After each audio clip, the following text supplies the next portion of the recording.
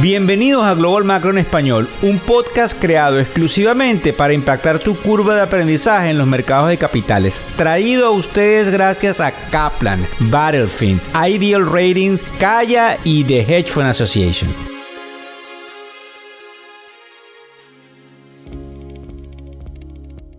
Hola, ¿cómo están? ¿Cómo les va? Hoy es miércoles 29 de noviembre del año 2023.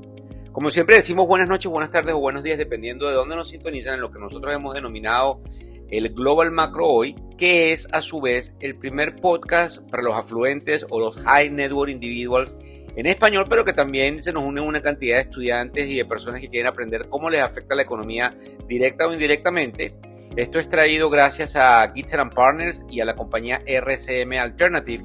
Creo que es bien importante que sepamos que vamos a hablar de cómo se ha comportado la bolsa dentro de lo que sería su índice más representativo, que es el Standard & Poor's 500 durante los últimos 9 años, y qué pasa cuando recortan tasas de interés. Hay un ciclo, ¿verdad? ¿Qué pasa cuando eso pudiese suceder? Porque eso nos indica cuál es el pasado y matemáticamente o estadísticamente dónde pudiésemos estar y cómo pudiese ser el futuro y nuevamente cómo matemática y estadísticamente pudiese pasar. Por eso es que el título habla de cómo hacemos la estadística bastante accesible. Ahora bien, tenemos que rendir un tributo a un personaje que lamentablemente falleció ayer de nombre Charlie Munger. Creo que lo más interesante es cómo él llevaba su vida y que muere a los 99 años trabajando.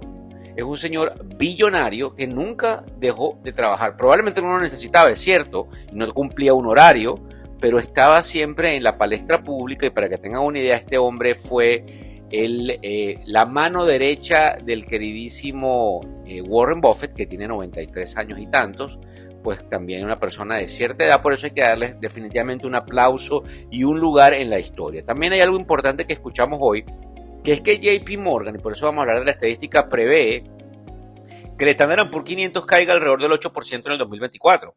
Esto es interesante, puesto de que ellos ven algunos riesgos macroeconómicos. Cuando nosotros vayamos a hablar en unos momentos de cómo se comporta la bolsa, es interesante que tomemos en cuenta que la bolsa se mide por el año calendario, digamos, normal, que es del 1 de enero al 31 de diciembre. Entonces es bien interesante estas similitudes de cómo se comporta la bolsa, porque en definitiva marca esa señal que nosotros tenemos en nuestra mente de cómo crece el dinero año tras año. También en el caso del CEO de JP Morgan, porque lo que les acabo de hablar de JP Morgan es de un estratega de mercado de capitales. En el caso del CEO dice que tenemos que ponerle los ojos a Nikki Haley, que es la mujer que está compitiendo por la candidatura republicana, porque hay muchos que pudiesen, para tratar de desplazar a Donald Trump, entregar una cantidad de dinero. Donald está sumamente sobrado en las encuestas y va a ganar probablemente ese curul para ser el candidato presidencial, pero hay que prestar atención a lo que dicen algunos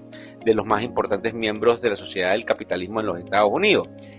Bill Ackman, también esto es importante antes de que pasemos al tema, habla de que las tasas de interés van a ser recortadas en el principio del 2024 porque él ve algunos nubarrones macroeconómicos que se asemejaría a lo que dice entonces el estratega de JP Morgan. Y indudablemente creo que es interesante, ya para culminar esta parte del enganche, que pudiese pasar en el panorama político, porque si lamentablemente hay una recesión en el 2024 perjudicaría probablemente a quien tenemos hoy en la Casa Blanca y al partido de turno, que en este caso es el Partido Demócrata. Fíjense bien cómo se ha comportado la bolsa en los últimos años. En el 2022, el Standard & Poor's 500, y eso lo pueden ver inclusive todo lo que estamos diciendo aquí, escrito en nuestro newsletter. Invito a que se inscriban y que lo hagan sus amigos en factoreseconómicos.com, donde indudablemente les llega a todos vía bandeja de email diariamente. En el 2022, el Standard & Poor's 500 se desplomó 19.4%. En el 2021, 26.8% al alza. En el 2020, que fue cuando entramos en COVID, cayó y tuvo 16.26% al alza. En el 2019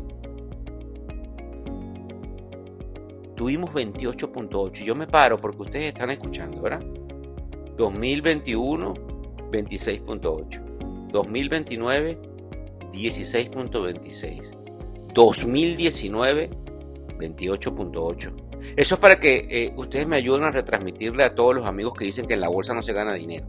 Hay ciertos componentes importantes que pudiesen hacerte perder dinero, pero por lo general ganas dinero en el mercado de capitales. A eso le sumamos que en el 2018 tuvimos un año desafiante y caímos 6.24%. En el 2017, un recorte de impuestos llevó a que la bolsa subiese 19.4%. En el 2016 hubo unas turbulencias y terminó con unas ganancias ligeras. En el 2015 hubo una disminución del 0.73%. ¿Por qué nos interesa?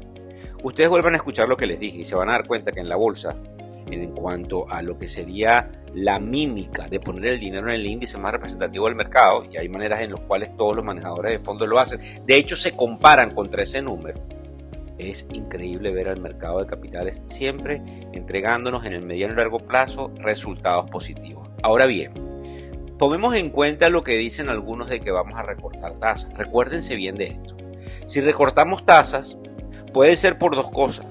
O porque la inflación caiga y la tasa de interés está muy alta con respecto a esa inflación, lo que quiere decir que las tasas reales positivas, que es esa diferencia entre la inflación y la tasa de interés de mercado, que en este caso es el 5.25%, cuando tomamos en cuenta lo que hace la Reserva Federal, eso no es lo que pagamos en tasa de interés en la tarjeta de crédito, que es mucho más. Pero con respecto a esto, es interesante observar lo que pudiese pasar en el caso de que efectivamente fuese porque esa tasa real positiva está muy alta o porque caemos en una recesión y tenemos que inyectar a la economía definitivamente una ayuda. ¿Pueden pasar los dos? Por supuesto que pueden pasar los dos, porque puede esta recesión traer menos inflación, tasas reales positivas altas y la economía se nos está enfriando, que es lo que dicen algunos. Pero resulta que tenemos que tomar en cuenta, y por eso esto lo van a escuchar probablemente en otra cantidad de oportunidades, porque es bien interesante la estadística, cómo se han comportado los últimos 11 eventos.